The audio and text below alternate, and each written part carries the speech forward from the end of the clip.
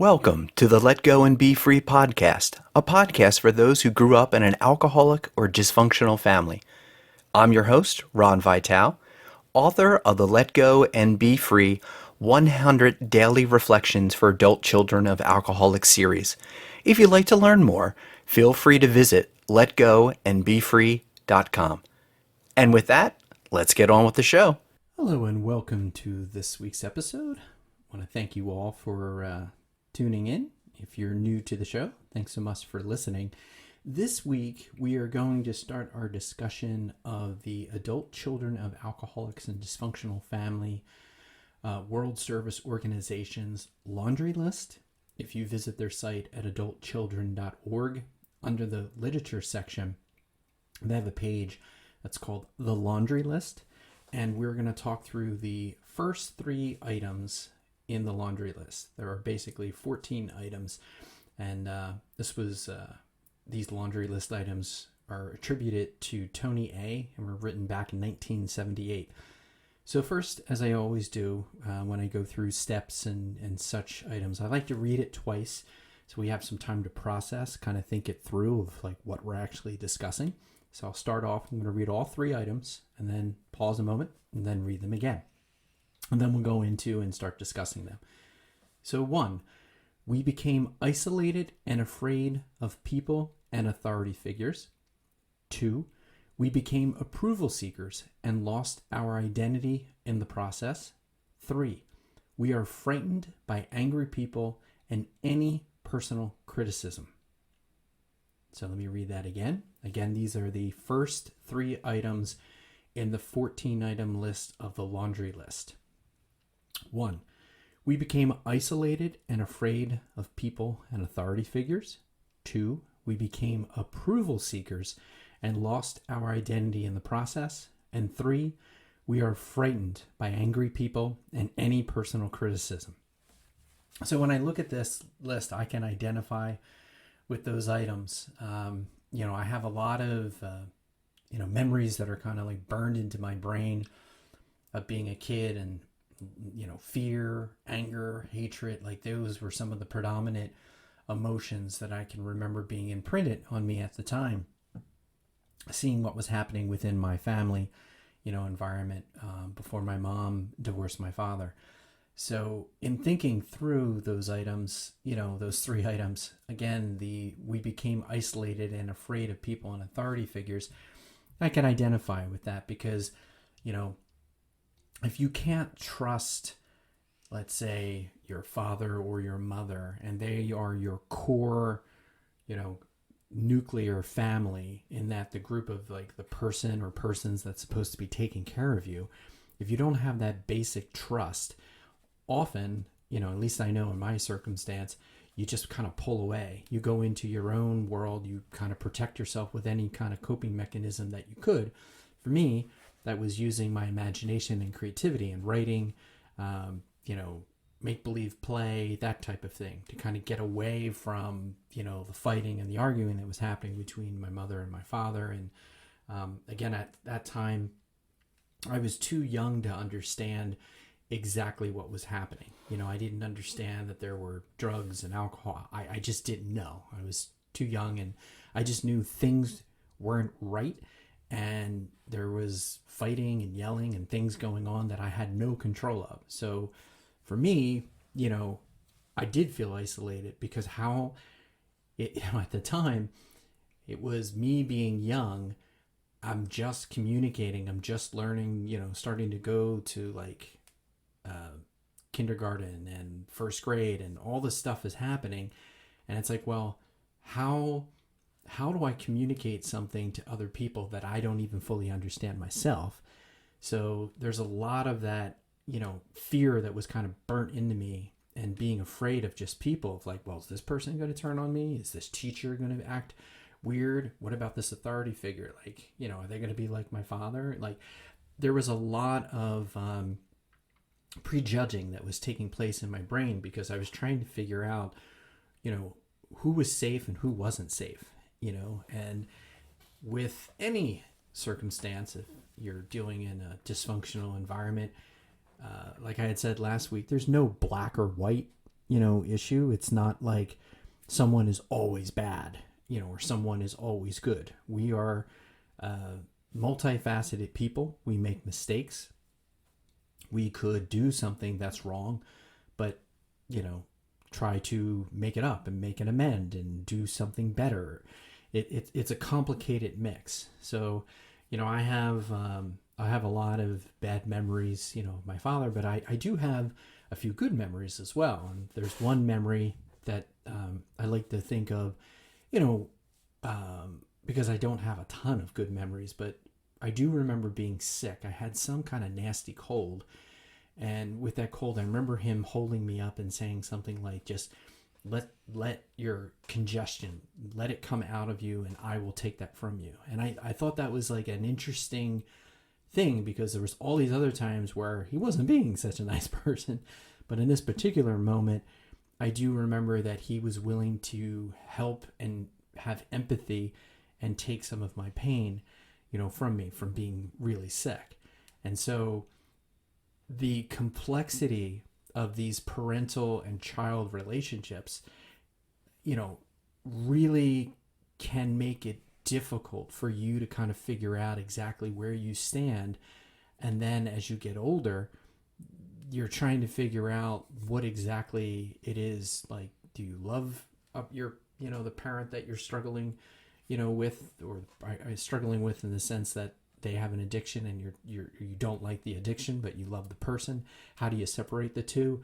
And if you're feeling that isolated and you do become afraid, of people and authority figures, it's like you can't trust what you see, because you're not sure if somebody's going to turn against you, or if someone is going to, be really nice to you one minute, and then the drop of a hat, boom, they just suddenly blow up at you, and you're like, I don't know what's going on, and you just shut down. So I can identify with that first item of the laundry list. Again, we became isolated and afraid of people and authority figures. The people that we might be afraid of and the authority figures that we might be concerned about could actually be really good people. We're just afraid to trust. I see that as an essential key item in that first item that I just read through is, we don't trust people because of our past experiences. So for 2, we became approval seekers and lost our identity in the process. I can also identify with this one. It's easier to say, yes, I will do what you want, or I will be good, or I will be quiet, or I will whatever the person wants you to do, rather than deal with the anger, the yelling, the screaming, the fighting, the manipulation, the whatever's going on, in the dysfunctional family. If there's active, alcoholism in the family, there could be lying, there could be blackouts, there could be all kinds of stuff going on. And it's very scary to be in that kind of situation, especially if you're a child. And then, as you get older and you grow into your teenage years, you're trying to figure out how to cope, how to survive this particular environment until you're old enough to get the hell out. And often it is a lot easier just to be an approval seeker, to be like, yes, I'll do whatever you want, just leave me alone. But in the process of doing that, you don't have time or the freedom to discover and explore who you are and what you want out of life. You're just basically going through the motions, defensive mode all the time. If you're afraid of authority figures and other people, and the only way you know how to kind of cope is just to do whatever anybody tells you to do, you can get yourself in a situation where you might start really resenting people because you want a certain thing, or even worse, you don't even know what you want. You only want what other people want.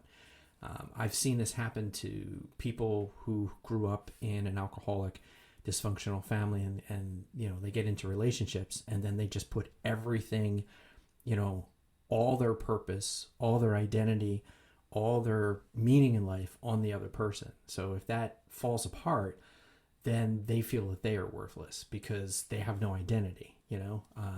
I can identify with that as well, because when I was younger, I made lots and lots of mistakes, in the early relationships that I was with. And it's embarrassing and shameful when I think back about those times.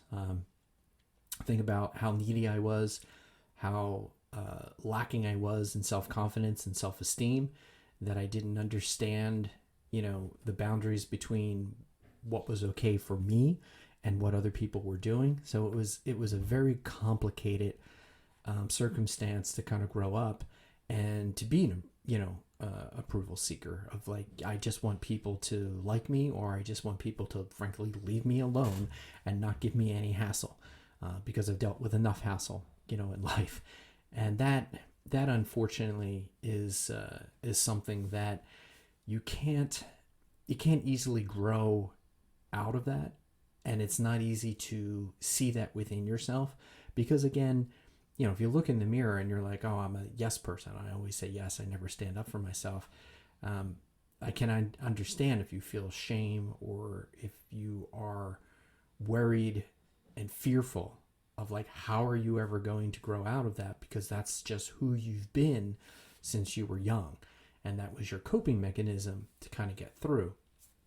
This is where I think it's important, again, going to therapy and talking with your therapist about codependency and the need for boundaries with you and other people in your, family and in your life. Situations where I've seen managers at work take advantage of this on people when they see that they can manipulate people, and it's kind of frightening. People are like, I know if I push you hard enough, you're just going to give in because you're an approval seeker. I've seen that happen, where big bosses will do that, in a public environment with like a whole bunch of people around a table, and it's not a pretty thing, to be in, especially if the person doing it is the person that can fire you. So I have seen that happen, and the only way out of those kind of circumstances is the work that needs to be done on building your self-confidence, learning what your identity is. Like, who are you? Like, what do you want out of life? What is your boundary line between you're willing to say yes to something and then you will say no because that's not going to be healthy for you? Again, asking yourself the question, is this healthy for me, or is this true? Circumstances such as if a boss says you need to work this weekend, but you already have plans, family plans, you're going to take your kids somewhere. It's okay for you to say, unfortunately, I already have plans, I can't do it this weekend. Now, the boss might try to fire you or get you written up or guilt trip you or whatever, but there are the circumstances of where do you build that boundary line? Because if you set a precedent, then it makes it harder for you to say no in the future. And again, no black and white. I'm not saying that you would never say yes to something. Each circumstance is a particular different set of experiences and environment, and you never know. You might say, oh, I need the extra money, I'll make overtime, that's great. Or my spouse can take my kid this weekend, and I'm gonna do work this weekend. So it really depends on what's healthy for you and what you want. What isn't good is just to simply say yes all the time because you're looking for approval, you're looking for others to find you worthy, rather than finding that you're worthy yourself. If if you don't know that you are worthy and you are loved and you are, you're happy with who you are, finding that, like looking and searching for that in other people, is a recipe for disaster. Now, I have been in relationships when I was young that's what I did. I threw everything into being with another person, lost myself in them. I was in love. I thought that was going to solve all my problems. I figured that all would be well. I believed in the whole Jerry Maguire, you complete me crap. And I just didn't understand at the time that that's not a healthy relationship, that you are complete, you are whole as you are, like without anyone, without your parents, without siblings, without your child or children, without a spouse, someone that you're dating. It really doesn't matter. If you were dropped on an island and you were by yourself, what would you do? Who is your identity at that point? Is your identity only found with other people? Or would you say, okay, this is not a great situation because I'm on my own, I got to figure out how to survive, etc., but at least emotionally, psychologically, and mentally, if you were whole, you're in a better position to be able to say, I'm going to survive, I'm going to be rescued, I'm going to whatever, instead of, oh no, the person that I get my identity from isn't here, I don't know what to do, I don't know who I am, I don't know what I want in life. And if you are in a relationship with someone and you look for that person to complete you, or the love that they give you is what feeds you, keeps you moving forward, gives you the hope to kind of go on for another day. What if that goes away? What if the person gets sick? What if the person dies? What if the person breaks up with you? Do you not have value anymore? Do you not see yourself as lovable or worthy? These are difficult questions, because if you grew up in an alcoholic or dysfunctional family, you may have been told by a parent or parents, you're useless, you're this, and you might have all these negative memories of horrible things that were said to you. I've heard people say things such as, oh, I wish, my parents told me that they wish that, they had had an abortion and I was never born. I mean, it's really hateful, horrible things. And then to have that, to carry that, and to think of, that the person that bore you into this world really doesn't see you as worthy of being around. That is a difficult, set of emotions and complex feelings to overcome. And so the only way that I know to be able to overcome any of these challenges, again, is to do the work on finding out who you are, going on the journey, no matter if it's therapy, if it's going to ACOA meetings, if it's, journal writing, processing your emotions of how do you feel about that? What do you want out of life, instead of what you think the other person in your life wants, and you will help align with that and go on the road with them, on that journey of life. If you're always looking for that approval and you're kind of like in the sidecar and you're locked and loaded going with somebody else and they're driving the ship or the car or whatever motorcycle, I guess that would probably be better for the metaphor when I'm going with a sidecar. The question is, who are you then when they're not around? What do you like? And that's why I think it is important to have time to discover who you are. No matter if you're married or unmarried, have kids, no kids, it doesn't matter. Making time for yourself to figure out, do you like gardening? Do you like to read? Do you like the XYZ? Whatever. Now, having, had young kids, I understand that some of you may be listening to this and just say I don't have any time. I'm working, I'm single mom, I'm, got my kids. That's my life. I get that.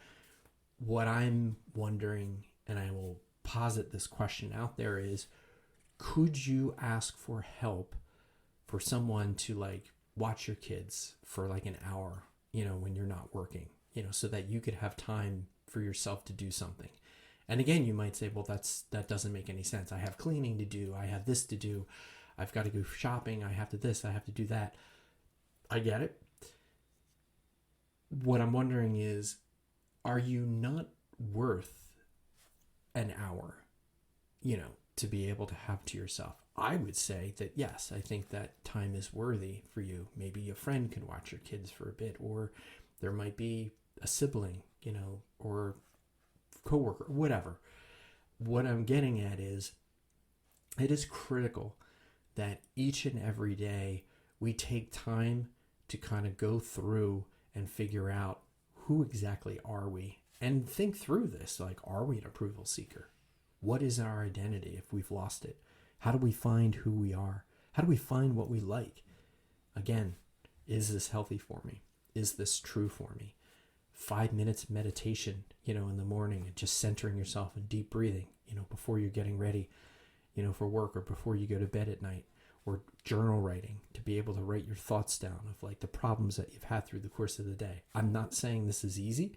I'm not saying that these are the prescribed exact ways to be able to solve all this. That's not what I'm saying. I'm just positioning and positing some ideas of what has worked for me, and maybe they would work for you. Some people I know are like, nope, don't like the 12-step stuff at all. Other people say they love it. Some people love going to therapy. Some people are like, nope, not for me.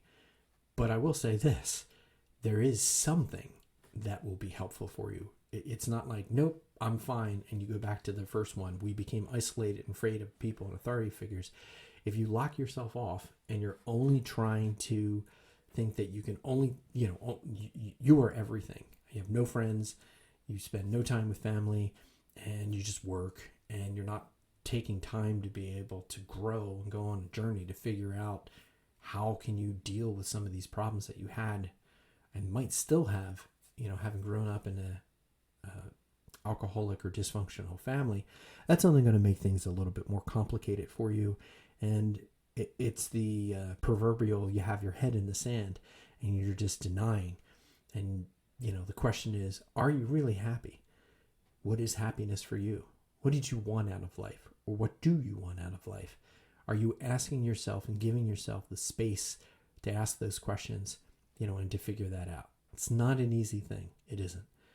And then the third one that we'll go through today, we are frightened by angry people and any personal criticism. This can be difficult because, again, I've shared this in the past. I've been in work situations where, boss will fly off the handle and start screaming at everybody and everybody just shuts down. I get that. You're in a circumstance like that, and it's scary to be around someone that is that angry.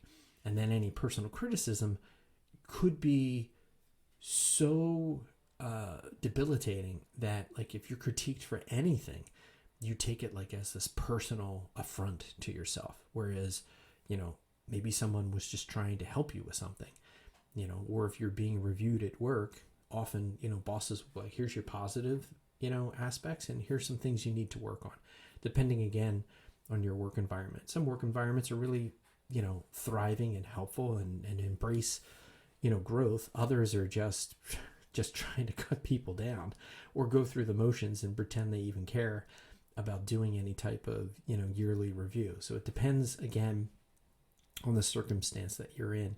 And if you don't work, but if you're getting criticism, especially if you're getting criticism from, let's say, a parent that is still drinking, or actively addicted to drugs or some other type of addiction, that can be really difficult to filter that out, because you may have had years or potentially decades of that voice, basically being in your head.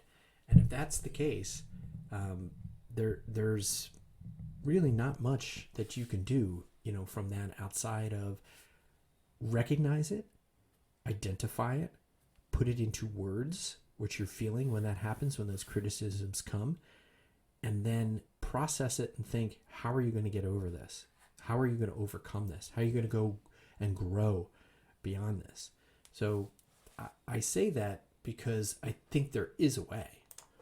Personal criticism doesn't have to mean that you take it to heart and whatever anybody else is saying, it's true.